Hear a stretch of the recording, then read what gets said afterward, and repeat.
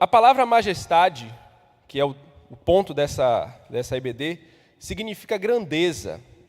Quando nós atribuímos majestade a alguém ou a alguma pessoa, nós estamos reconhecendo a sua grandeza, a sua dignidade, a sua honra. Então, quando nós encontramos, num contexto de monarquia, a figura de um rei, a figura de uma rainha, e vemos aquela autoridade sendo chamada de Sua Majestade, Nossa Majestade, nós estamos vendo o modo distinto como essa pessoa é tratada. Então, até pouco tempo atrás, a Inglaterra tinha uma rainha muito conhecida, muito querida por todo mundo, e aonde aquela rainha Elizabeth passava, ela era homenageada, era reverenciada pelas pessoas. Nós que vivemos em um contexto fora de uma monarquia, nós não entendemos muito bem essa figura da grandeza, do reconhecimento que se faz a uma autoridade. Porque os nossos líderes, os políticos que são eleitos pelo povo, eles têm uma duração de pouco tempo de mandato. Enquanto que a majestade é uma estrutura governamental que é passada de pai para filho. Então, aquela família, a família da majestade, é uma família seleta, especial, diferenciada, que é tratada com todo um requinte, um costume diferenciado. E tudo isso, meus irmãos, tem tudo a ver com aquilo que a Bíblia diz a respeito de quem é Deus. A Bíblia foi escrita em um contexto onde a monarquia era presente. E a Bíblia apresenta o futuro para o povo de Deus, em que a monarquia estará presente. Nós estaremos juntos com o Rei Eterno. Cristo irá implantar uma monarquia nesse mundo, onde Ele será o governante eterno desse mundo.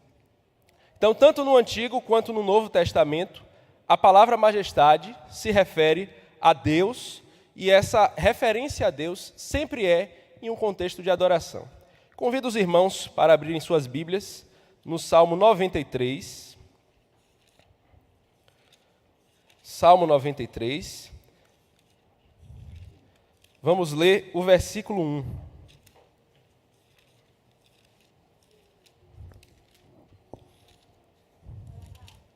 Salmo 93, verso 1, diz o texto sagrado: Reina o Senhor, revestiu-se de majestade, de poder, e se revestiu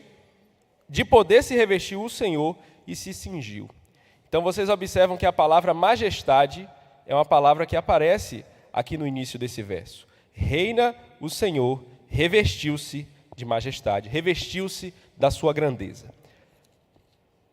Mude a página, Salmo 95, vamos ver o versículo 3 e o versículo 6.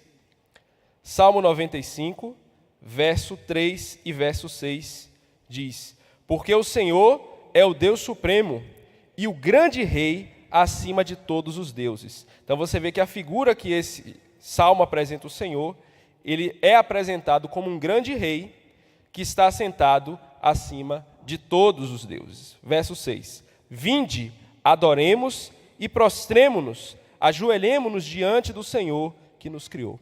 Então, nessas duas passagens, irmãos, sempre que os salmistas apresentam Deus como uma majestade, como um rei, eles apresentam em um contexto de adoração. Deus, Ele é majestoso. Deus é digno de ser louvado, é digno de ser adorado. Quando nós entramos na sua presença, nós devemos nos prostrar. Nós não estamos lidando com alguém que é igual a nós. Nós não estamos tratando com alguém que é do nosso nível. E a gente pode simplesmente chegar, dizer, oi, tudo bem, apertar a mão e está tudo certo. Nós estamos lidando com alguém que é maior do que nós, que é grandioso, que merece ser honrado, reverenciado. Vamos ler aqui mais duas passagens. Salmo 145. Salmo 145, verso 5. Meditarei no glorioso esplendor da tua majestade e nas tuas maravilhas. E para finalizar, Novo Testamento, segunda carta de Pedro, capítulo 1, verso 16. Estou abrindo todas essas referências, meus irmãos, para que esse ponto fique muito bem fixado na nossa mente. Todas as vezes que a Bíblia apresenta a Deus como majestade, sempre é em um contexto de adoração. Segunda carta de Pedro, capítulo 1, verso 16. Porque não vos demos a conhecer o poder e a vinda do nosso Senhor Jesus Cristo segundo fábulas engenhosamente inventadas, mas nós mesmos fomos testemunhas oculares da sua majestade. Dentro do contexto dessa passagem da segunda carta de Pedro, o apóstolo está mencionando aquele episódio da transfiguração, onde ele estava junto com os outros 2 apóstolos no Monte da Transfiguração, e lá Cristo Jesus revelou parte da sua glória. Então, essa manifestação da glória de Deus, ele diz, fomos testemunhas oculares da sua majestade. Então, os irmãos estão percebendo que esse estudo sobre a majestade de Deus não é apenas um estudo para acrescentar mais conhecimento sobre o ser de Deus. É um estudo que tem tudo a ver como nós nos relacionamos com Deus, tem a ver com a nossa adoração a Deus pública, a nossa vida devocional também. Quando nós oramos a Deus, quando lemos a Bíblia em casa, quando nós entoamos louvores, tudo isso tem implicações de sabermos quem é Deus. Continuando, além do desejo de adorar, o senso da grandeza divina produz confiança nos crentes. Talvez seja pela ausência deste senso da grandeza que muitos têm uma fé frágil e uma adoração débil. Temos pensamentos pequenos sobre Deus.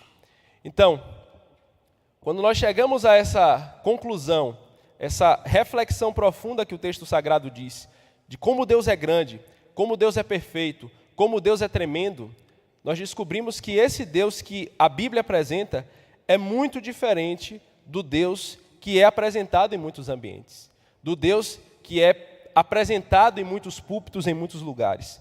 Não é um Deus humanizado, não é um Deus, uma versão um pouco até melhorada do Papai Noel, como aparece em muitos ambientes. Deus é grande, Deus é distinto, Deus é todo-poderoso.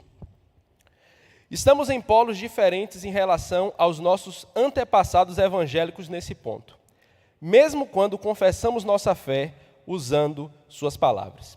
Aqui, meus irmãos, o que queremos dizer nesse ponto é que, em muitos casos, até igrejas onde se há uma confessionalidade dos documentos de fé, credos, confissões de fé, declarações doutrinárias, que muitas das vezes são utilizadas de cristãos de séculos passados, onde há uma explicação, uma explanação aprofundada de quem é Deus. Mesmo assim, quando nós confessamos aquilo que os nossos antepassados, aquilo que os nossos pais confessaram, muitas das vezes confessamos sem ter esse senso da grandeza de Deus, sem ter esse senso de quem é Deus, sem ter esse senso de como esses irmãos do passado se relacionaram com esse Deus grandioso. Quando começamos a ler Lutero, Jonathan Edwards ou George Whitefield, embora a doutrina possa ser a mesma deles, logo o leitor passa a se perguntar se tem qualquer conhecimento do poderoso Deus que eles conheciam tão intimamente. Um exercício maravilhoso, meus irmãos, para ver aquilo que Deus fez no passado e como os nossos irmãos se comportavam diante da grandeza de Deus, é ler biografias. Quando lemos biografias dos homens de Deus do passado, nós nos sentimos humilhados, irmãos. Primeiro, pelo tempo que esses irmãos tinham de comunhão com Deus, o tempo de oração, a confiança, muitas das vezes passando por situações muito mais difíceis do que nós enfrentamos hoje, passando privações, dificuldade, sem haver tecnologia, sem haver conforto, e aquelas pessoas se deleitavam na presença de Deus. Um dos nomes que foi mencionado aqui é o Jonathan Edwards. Jonathan Edwards foi um pastor, um pregador, um filósofo, missionário muito conhecido no passado. Ele teve a oportunidade de experimentar, conhecer um grande avivamento que aconteceu nos Estados Unidos. Aquele homem, mesmo sendo uma pessoa acadêmica, muito profundo no seu conhecimento, ele tinha uma vida de comunhão com Deus muito aprofundada. Ele viajava quilômetros a cavalo para pregar o evangelho para pessoas de diversas localidades. Ele passava horas do seu dia na floresta, louvando e orando a Deus, falando com Deus, tendo comunhão com Deus. Ele tinha um profundo senso da grandeza de Deus, e ele tinha um profundo senso da necessidade de Deus. É esse mesmo homem que, em um determinado momento da sua vida, ele se levantou diante da sua igreja e ele pregou um sermão chamado Pecadores nas mãos de um Deus irado. E quando ele pregou, meus irmãos, houve um avivamento. Deus transformou a história daquelas pessoas. E quando aquele homem pregava sobre os horrores do inferno que aguarda os ímpios, as pessoas se levantaram e disseram: Pastor Edwards, por favor, pare de pregar, pare de pregar. Algumas pessoas se agarravam às pilastras, porque eles começaram a ter um profundo senso de que o inferno iria se abrir no meio daquela igreja e eles seriam engolidos pelo inferno. Então, isso aconteceu, irmãos, diante de um contexto em que se adorava a Deus, se conhecia a grandeza de Deus, se reverenciava o grande Deus das Escrituras Sagradas. Continuando. Hoje em dia, é dada grande ênfase ao pensamento de que Deus é pessoal, mas esta verdade é afirmada de tal modo que deixa a impressão de que Deus é uma pessoa do mesmo tipo que nós. A grande ênfase do nosso tempo, meus irmãos, dando esse olhar para a pessoalidade de Deus, é fruto do pensamento filosófico que permeia a nossa época, que permeia a pós-modernidade. Nós vivemos em um tempo, meus queridos, onde tecnicamente chamam de existencialismo.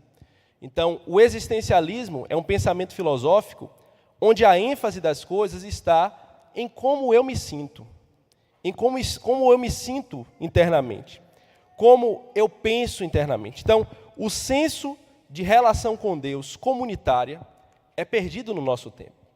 Quando você vai em muitas igrejas evangélicas, muita coisa que você ouve, o linguajar é sempre frisado nesse ponto. Porque a minha comunhão com Deus, o meu relacionamento com Deus, é uma linguagem onde a ênfase do relacionamento comunitário é perdido. A ênfase é muito mais no meu relacionamento pessoal. Eu estou aqui não é para me relacionar com Deus e com o povo de Deus, mas é o meu relacionamento com Deus, que é independente do relacionamento que eu tenho com as pessoas à minha volta. Então Deus deixa de ser tratado como aquele que é grandioso, aquele que é majestoso, e Deus se torna meu amigo. Deus é meu amigo, né? Claro, a Bíblia apresenta Deus como nosso amigo, mas o ponto que eu estou tratando, meus irmãos, é quando esse senso da grandeza de Deus é perdido em detrimento dessa ênfase no relacionamento pessoal. Outra coisa, uma outra distorção desse ponto, é que Deus, o Deus da Escritura, mesmo ele sendo um Deus pessoal, ele é um Deus pessoal e ele não deve ser tratado por nós como, por exemplo, Aristóteles tratou. Aristóteles, ao se referir a Deus, ele imaginava a Deus como um motor imóvel, uma força que deu start no mundo e todas as coisas começaram. Nós não nos relacionamos com Deus dessa forma. O Deus da Bíblia, ele também, irmãos, não é o universo, como muitas pessoas aí fora dizem. Vamos pedir ao universo, vamos fazer o bem, vamos emanar energias positivas para o universo. A gente faz o bem, lança para o universo devolve para a gente as coisas que são boas. Isso não é bíblico. O Deus da Bíblia não é o universo. Ele não é uma força maior, uma energia impessoal que nos move, que nos faz amar e viver. Não. Deus é pessoal, mas Deus, ele não é imanente ao ponto de distorção que é feito no nosso tempo. Uma passagem bíblica muito conhecida que aponta esse equilíbrio está em Mateus capítulo 6. Creio que a maioria dos irmãos conhece, mas vamos abrir nesse texto, Mateus capítulo 6, verso 9.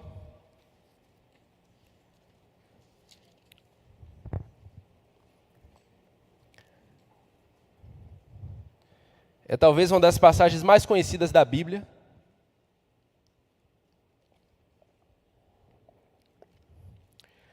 Portanto, vós orareis assim: Pai nosso que estás nos céus, santificado seja o teu nome. Observe, meus irmãos, que Jesus, ensinando os seus discípulos a orar, ele apresenta a Deus como Pai nosso. Isso é muito importante, irmãos. Quando a Bíblia apresenta a Deus como Pai, a Bíblia apresenta esse aspecto relacional. Deus é pessoal, nós nos relacionamos com Deus. Ele não diz Pai meu, ele diz Pai nosso. A oração do Pai Nosso é apresentada em um contexto comunitário. Pai nosso, ele é nosso Pai. Isso aponta para o nosso relacionamento com Deus e aponta para o nosso relacionamento com aqueles que são filhos do nosso Pai. Mas, ao mesmo tempo, irmãos, o Senhor Jesus ele não fica apenas em Pai Nosso. Deus é Pai Nosso que estás nos céus. Ao mesmo tempo que Deus é Pai Nosso, ao mesmo tempo que Deus se relaciona conosco, ao mesmo tempo que Ele tem comunhão conosco, Ele fala conosco, Ele nos ouve, Ele nos conhece, Ele se relaciona conosco, Ele não está no mesmo nível que nós. Ele é Pai Nosso que estás nos céus. Ele está nos céus. Ele se relaciona conosco de uma forma imanente, mas Ele é transcendente. Ele está além da nossa compreensão. Nós precisamos que Ele se chegue a nós para que nós nos aproximemos dEle. Precisamos que Deus se revele a nós para que tenhamos comunhão com Ele. Nós não podemos chegar na presença dEle de qualquer jeito, porque Ele é grande, Ele é glorioso. Isaías capítulo 6, versículo 1 ao 5.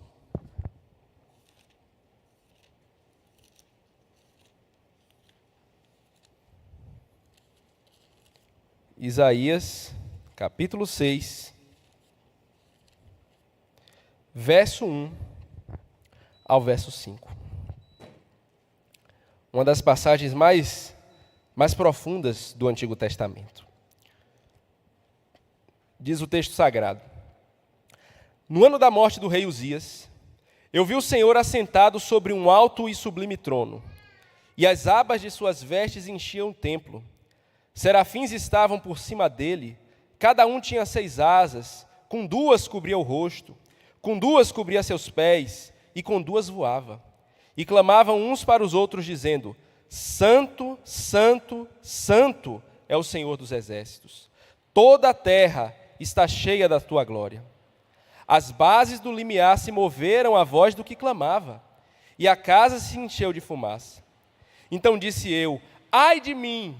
Estou perdido, porque sou homem de lábios impuros, habito no meio de um povo de impuros lábios, e os meus olhos viram o Rei, o Senhor dos exércitos. Então, meus irmãos, se vocês lerem os primeiros 5 capítulos de Isaías, vocês vão ver que o profeta ele começa fazendo uma denúncia dos pecados do povo de Israel. Nesse trecho, ele tem uma visão da majestade de Deus, uma visão da grandeza de Deus. E nessa visão, Deus se revela a ele como um rei todo-poderoso que é adorado no meio dos serafins. E estes seres angelicais glorificavam a Deus, o chamando de Santo, Santo, Santo. E toda a glória de Deus enchia aquele lugar. Ao ponto de que até os objetos inanimados, como diz o versículo 4, as bases do limiar se moveram à voz do que clamava. Até os seres inanimados se estremeciam diante da grandeza, diante da presença do Deus Todo-Poderoso que se revelou ao profeta Isaías. Então, meus irmãos, esse é o Deus da Bíblia Sagrada. Um Deus que se relaciona conosco, mas é um Deus que está no céu, não está no nosso nível. Deus não é igual a nós. Continuando na apostila. Saber que Deus é majestoso, grande, transcendente, nos ajuda a compreender que só podemos conhecê-lo, conhecer aqui é no sentido de experimentá-lo, ter um relacionamento com ele, até onde ele se revelou a si mesmo. O conhecimento de Deus não se dá pelo método científico, não se dá pelo empirismo e nem pela construção de argumentos lógicos. Aquilo que nós conhecemos de Deus, meus irmãos, é com base na revelação de Deus. Deus se revelou aos seres humanos através de 2 livros. Deus se revelou ao ser humano através do livro da natureza e Deus se revelou através das Escrituras Sagradas. O que eu quero dizer com isso, meus irmãos, é que nós não podemos, pela nossa capacidade humana, conhecer quem é Deus sem Deus se revelar a si mesmo. É por isso que a ciência jamais irá comprovar que Deus existe. É por isso que o método científico, o empirismo, jamais vai provar a existência de Deus. Porque esses métodos, eles têm a finalidade de estudar aquilo que é natural. Deus é sobrenatural, Deus é outro. Ele está fora da caixa onde nós vivemos. Nós só conhecemos aquilo que ele se revela de si mesmo.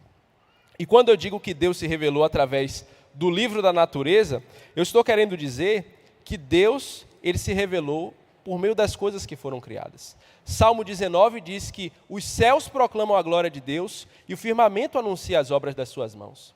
Romanos capítulo 1 diz que os homens, eles são indesculpáveis porque Deus se revelou aos homens desde o começo do mundo. Deus se revelou aos homens por meio das coisas que foram criadas. Através das coisas que foram criadas, Deus revelou os seus atributos invisíveis de Deus, o seu eterno poder e a sua divindade. Quando você vai para o Farol da Barra, no final da tarde, você vê aquela multidão de pessoas ali no Farol da Barra, sentadas para poder ver o pôr do sol. Aquelas pessoas estão tendo uma manifestação da grandeza de Deus. Deus está se revelando àquelas pessoas. E o que é que aquelas pessoas fazem quando o sol se põe? Começam a aplaudir o sol. Começam a aplaudir a mãe natureza por causa daquele espetáculo. Então, ao invés de darem glórias ao Deus que é o Criador de todas as coisas, dão glórias às coisas que foram criadas. Deus se revelou aos homens. O índio que está no meio do mato, que nunca teve contato com o Evangelho, Deus se revelou a ele. E o que é que ele adora? Ele adora a imagem de quadrúpedes, de répteis e a imagem do homem corruptível.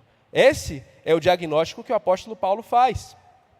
Além de Deus ter se revelado através das coisas que foram criadas, Deus se revelou através da nossa consciência. Romanos capítulo 2 diz que Deus, ele se revelou no coração e aquelas pessoas que não tiveram contato com o texto sagrado, que não conheceram o Evangelho, serão julgadas através da lei que foi gravada em seus corações. Quando você começa a estudar um pouco sobre missiologia, um pouco sobre cultura de modo geral, as culturas têm pontos de contato, todas elas têm alguns pontos entre si. Por exemplo, independente da cultura que você vá, desde a cultura mais primitiva até a cultura mais industrializada, em todas elas, roubar não é algo bom. Ninguém gosta de ser roubado. Todos sabem que roubar é errado. Você não precisa ter contato com os 10 mandamentos e saber que os 10 mandamentos têm lá um mandamento que diz não furtarás. Até o ladrão, quando ele é roubado por alguém, ele se sente ofendido. De onde veio isso? De onde veio esse senso de justiça que nós temos? Deus se revelou a nós. Gênesis capítulo 1 diz, façamos o homem à nossa imagem, conforme a nossa semelhança. Deus se revelou através da nossa imagem e semelhança. Quando nós vemos o nosso ente, o nosso pai, a nossa mãe, o modo como somos tratados pelas pessoas, quando vemos amor, quando vemos justiça, vemos a imagem e semelhança de Deus. Deus se revelando por meio das coisas que foram criadas. Deus se revelou através do texto sagrado. E a revelação máxima de Deus, como diz Hebreus capítulo 1, foi por meio do Filho. Jesus Cristo é o ponto alto da revelação de Deus. Em Cristo Jesus, nós conhecemos tudo aquilo que o Pai é. Quando Jesus estava com seus apóstolos, Filipe diz a ele, Senhor, mostra-nos o Pai, e só isso nos basta. E aí Cristo diz, Filipe, há tanto tempo eu estou convosco, e você diz, mostra-nos o Pai? Quem vê a mim, vê ao Pai. Cristo é a expressão máxima de quem é Deus. Continuando, irmãos, o Deus da Bíblia atribui a si mesmo o nome de El Shaddai. El Shaddai significa Deus Todo-Poderoso. E todas as suas ações ilustram a onipotência que este nome proclama. Então, meus irmãos, o Deus que se revelou a nós, ele se apresenta como Deus Todo-Poderoso. As suas obras, a sua grandeza, tudo aquilo que ele faz aponta para esse título que ele deu a si mesmo. Ele é o El Shaddai, ele é o Todo-Poderoso, ele é o Senhor dos Exércitos. Toda a glória, todo louvor, toda exaltação cabe a ele. E por isso todos nós devemos nos prostrar diante da sua grandeza. Vamos abrir Filipenses capítulo 2.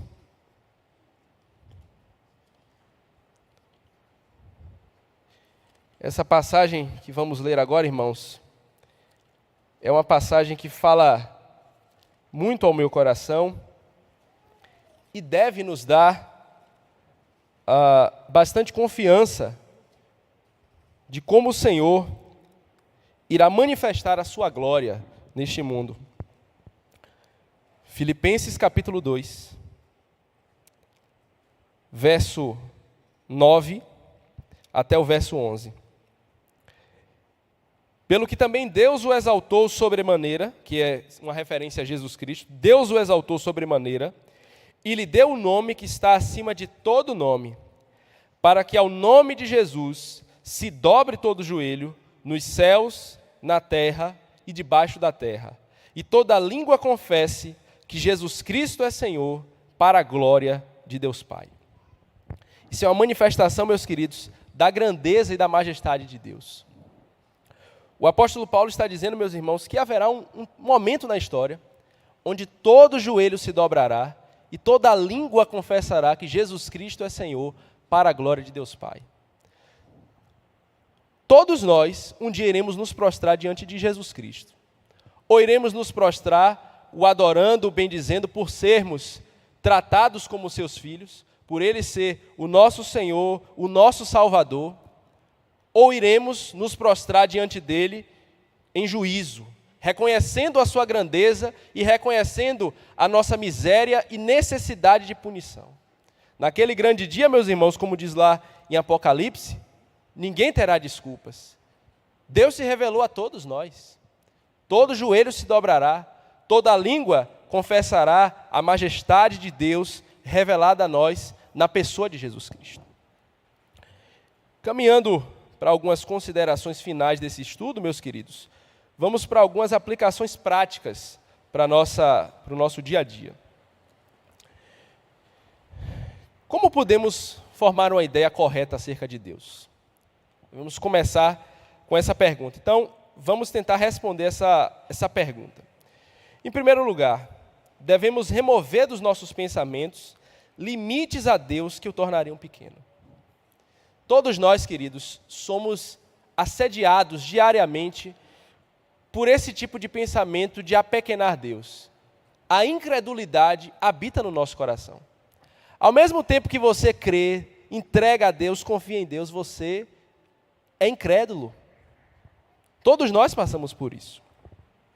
E aqueles que acabam tendo contato um pouco com as ciências de modo geral, a área da saúde, a área das ciências biológicas, acabam sendo tentados nesse ponto que eu quero mencionar. Você que é da área da saúde, quando você vê uma pessoa em estado terminal, uma pessoa morrendo, uma pessoa desenganada, ao mesmo tempo que seu coração diz, rapaz, vamos orar por essa pessoa, Deus é capaz de salvar, Deus é capaz de restaurar, no seu coração você tem aquilo, atiçando o seu coração, está perdido, vai morrer, não tem jeito mais. E nós somos tentados o tempo inteiro com isso. Você crê e ao mesmo tempo não crê. Você crê e não crê. Nós somos tentados da mesma forma que Sara foi tentada. Abra em Gênesis 18.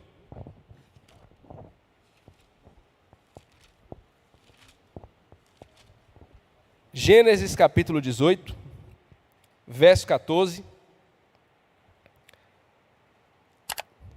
Aqui é aquela situação em que Deus vai até Abraão e diz que Abraão seria pai aos 100 anos de idade.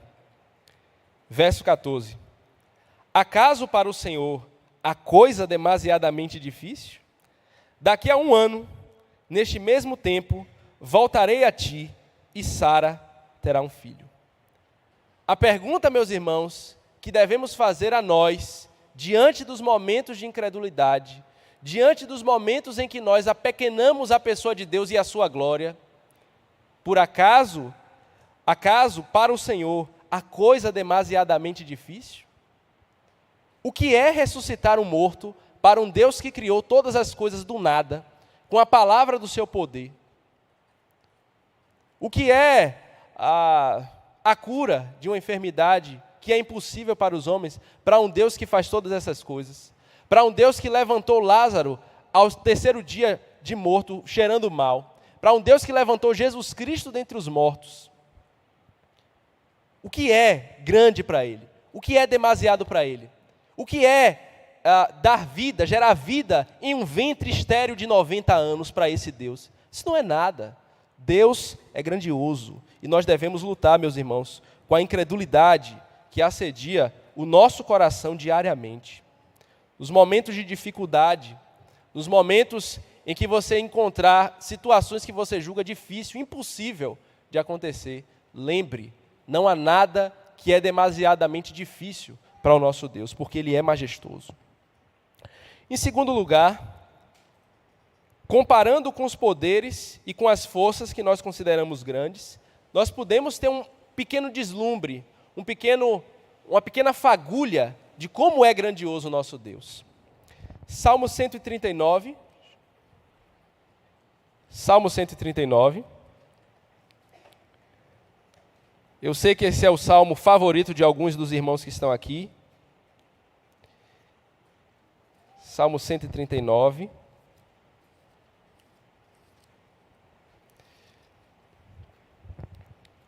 Como a gente ainda tem tempo, vamos fazer a leitura quase que completa desse salmo, para que a gente possa fixar a grandeza desse Deus ao qual servimos.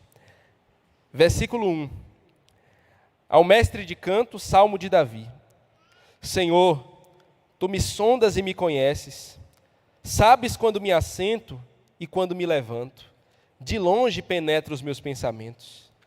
Esquadrinhas o meu andar e o meu deitar, e conhecem todos os meus caminhos. Ainda a palavra não me chegou à língua, e tu, Senhor, já a conheces toda. Tu me cercas por trás e por diante, e sobre mim pões a mão. Tal conhecimento é maravilhoso demais para mim, é sobremodo elevado, não posso atingir. Por que não pode atingir? Porque Deus é grandioso, Deus é majestoso, Ele nos conhece por inteiro, por dentro e por fora. Verso 7. Para onde me ausentarei do teu espírito? Para onde fugirei da tua face? Se subo aos céus, lá estás.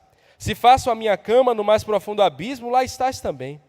Se tomo as asas da alvorada e me detenho nos confins dos mares, ainda lá me haverá de guiar a tua mão, e a tua destra me susterá. Se eu digo, as trevas com efeito me encobrirão, e a luz ao redor de mim se fará noite. Até as próprias trevas não te serão ocultas. As trevas e a luz são a mesma coisa. Então imagine, meus queridos, um Deus que aonde você estiver, Ele estará também. Se você vai no mais alto, Ele está lá. Se você vai no mais profundo, Ele está. Se você vai para o escuro para ninguém lhe ver, lá Ele está. E para Ele não há diferença entre luz e escuridão. E Ele nos conhece por inteiro. E Ele continua, verso 13. Pois tu formaste o meu interior, tu me teceste no seio de minha mãe. Graças te dou, visto que por modo assombrosamente maravilhoso me formaste. As tuas obras são admiráveis, e a minha alma sabe muito bem. Os meus ossos não te foram encobertos, quando no oculto fui formado e entretecido como nas profundezas da terra. Os teus olhos me viram a substância ainda informe, e no teu livro foram escritos todos os meus dias, cada um deles escrito e determinado, quando nenhum deles havia ainda. Esse é Deus. Quando você era lá no útero de sua mãe, um zigoto, um amontoado de células, fazendo lá todos aqueles processos, aquelas mitoses, até ganhar forma, Deus já te conhecia. Deus, no mais profundo do ser de sua mãe, Ele já sabia quem era você. Ele já se relacionava com você. Nós não somos estranhos para esse Deus que conhece todas as coisas, que nos conhece por dentro e por fora, nos descortina por inteiros. Estamos totalmente nus diante desse Deus grandioso. Ele nos conhece. Elementos do nosso coração, da nossa mente, que nós somos incapazes de nos conhecer. Hoje se fala muito de autoconhecimento, não é verdade? o Deus da Bíblia, Ele nos conhece por completo. Não há nenhum espaço do nosso ser que Ele não conheça com profundidade. Verso 17. Que preciosos para mim, ó Deus, são os teus pensamentos, e como é grande a soma deles. Se os contasse, excedem os grãos de areia. Contaria, sem jamais chegar ao fim. Qual é a reação do salmista, irmãos, diante da grandeza de Deus? Ele se prostra, ele adora, ele bendiz o nome do Senhor, ele reconhece a majestade do Senhor. Para você ter uma ideia de como Deus é grande, meus queridos, eu coloquei essas informações. Segundo a ONU, agora em novembro de 2022, chegamos no mundo em 8 bilhões de pessoas. No mundo já tem 8 bilhões de pessoas. E o Deus da Bíblia Sagrada, Ele conhece, dessa forma que acabamos de ler, essas 8 bilhões de pessoas. Deus conhece pelo nome cada uma dessas 8 bilhões de pessoas. Ele conhece a história, Ele sabe os dilemas da vida dessas pessoas, Ele sonda os corações de todas elas, e Ele vê cada passo que tomamos, cada pensamento, Ele conhece tudo isso. Imagine como Deus é grande, é grandioso, é profundo demais o seu conhecimento. Você sabia que o diâmetro do planeta Terra é de 12.742 quilômetros? Isso parece muito grande, né? A gente viaja nesse mundo, mas parece que o mundo não tem fim.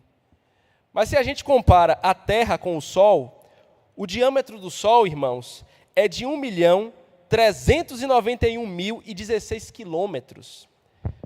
Matematicamente falando, para você que, assim como eu, tem dificuldade com ciências exatas, isso significa que dentro do Sol cabe quase 110 vezes o planeta Terra.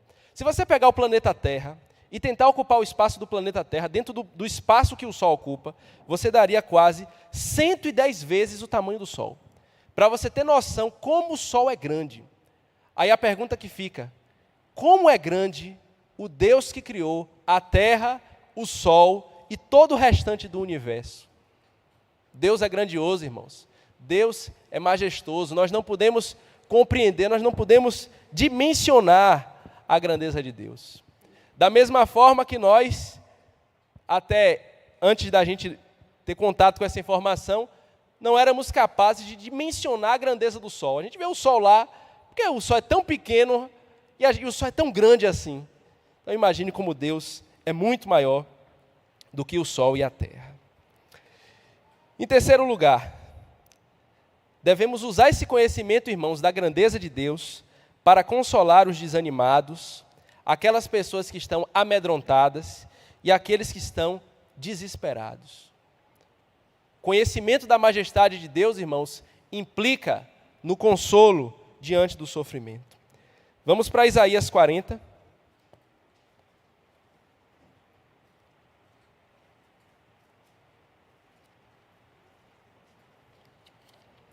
Isaías 40.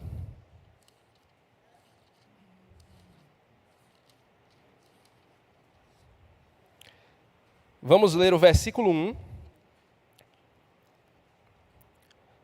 Verso 1. Consolai, consolai o meu povo, diz o vosso Deus. Dentro do contexto, irmãos, desse trecho do profeta Isaías, ele apresenta os povos que eram inimigos do povo de Israel. Os povos que estavam se levantando contra o povo de Israel para puni-lo, destruí-lo, massacrá-lo. E aqui nesse ponto, início do capítulo, Deus diz para que as informações seguintes ao versículo 1 servissem para consolar o povo.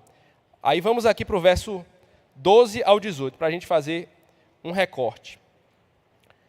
Quem na concha da sua mão mediu as águas e tomou a medida dos céus a palmos? Quem recolheu na terça parte de um éfa o pó da terra e pesou os montes em romana e os outeiros em balança de precisão? Quem guiou o Espírito do Senhor? Ou como seu conselheiro ensinou? Com quem tomou ele conselho para que lhe desse compreensão? Quem o instruiu na vereda do juízo e lhe ensinou sabedoria e lhe mostrou o caminho do entendimento? Então, irmãos, não percam o foco. O profeta Isaías escreve isso aqui para consolar os irmãos. Para consolar os irmãos diante do sofrimento.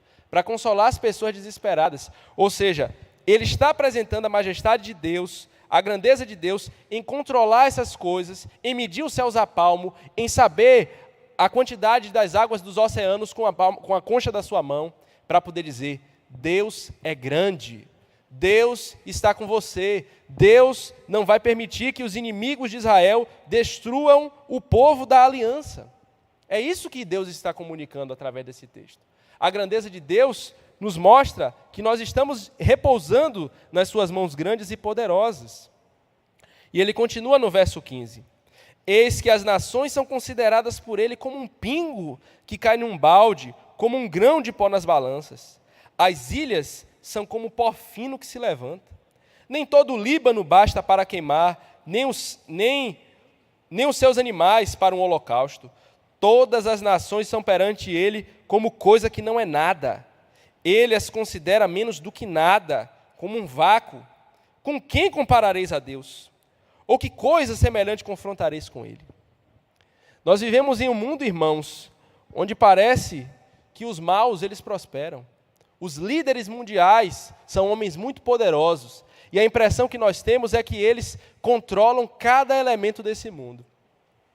E muitos vivem cativos em suas mentes e seus corações. Muitas teorias da conspiração, inclusive, surgem com esse pensamento de que essas pessoas controlam todas as coisas. Mas o texto sagrado diz, meus irmãos, que Deus, ele controla cada movimento desse mundo. Cada rei que se levanta, cada pessoa que sai do poder, em cada ato que acontece nesse mundo, onde muitos de nós ficamos desesperados, Deus está por trás e ele está conduzindo a história. E no final das contas, meus queridos, o plano de Deus irá se cumprir. No final das contas, tudo irá se fechar e vai desencadear na glória e no louvor e na majestade desse Deus que é grande e que controla todas as coisas. Diante desse texto, aqui eu já mencionei, de Deus controlar todas as coisas. Para quem conhece a Bíblia, nada do que está acontecendo com o mundo deveria nos assustar. O Deus verdadeiro é grande e terrível justamente porque está sempre conosco e os seus olhos estão sempre sobre nós. Deus é grande, Deus é terrível, Deus é temível. E diante dele, meus queridos irmãos, nós devemos nos prostrar, nós devemos reverenciá-lo. Quando nós cultuamos a Deus, quando oramos ao Senhor, não devemos estar agindo como se estivéssemos fazendo qualquer coisa. Na nossa vida devocional, em casa, às vezes dentro do quarto, trancado, nós não devemos tratar Deus como se estivéssemos tratando com qualquer pessoa. Deus é grande, Deus é majestoso, Deus é glorioso e Ele deve ser tratado como tal. Amém, meus irmãos? Vamos orar e encerrar esse momento. Amado Senhor, glorificamos Teu nome, ó Pai. Tu és grande, a Tua grandeza, ó Deus, é incompreensível para nós. Ajude-nos, ó Pai, a ter um vislumbre da Tua majestade. Ajude-nos a nos prostrar diante da Tua grandeza, diante da Tua santidade, diante da Tua sabedoria que é infinita, Senhor. Pai, nós somos pó, nós somos limitados, somos falhos, e Tu és um Deus grandioso, Tu és um Deus maravilhoso, majestoso, digno de toda a glória. Se revele a nós, ó Deus, por meio do texto sagrado.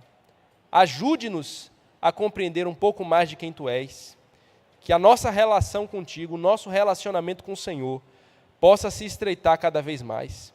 Produz em nós, ó Deus, quebrantamento, profundo temor diante da Tua grandeza. Ajude-nos, ó Deus, a reconhecer que somos pó e que Tu és grande. Pedimos para a Tua glória tão somente no nome do Senhor Jesus, a quem nós amamos. Amém. Você foi edificado e gostaria de contribuir com o Ministério Mateus Bittencourt Oficial? Para isto, basta mirar a câmera do seu celular no QR Code que está aparecendo na tela. Ou, se preferir, realize um Pix do valor que desejar para a chave Pix. donativos.mateusbittencourt@gmail.com. Inscreva-se no nosso canal do YouTube e siga-nos no Instagram, @MateusBittencourt Oficial. Que a graça do Senhor Jesus Cristo esteja com você.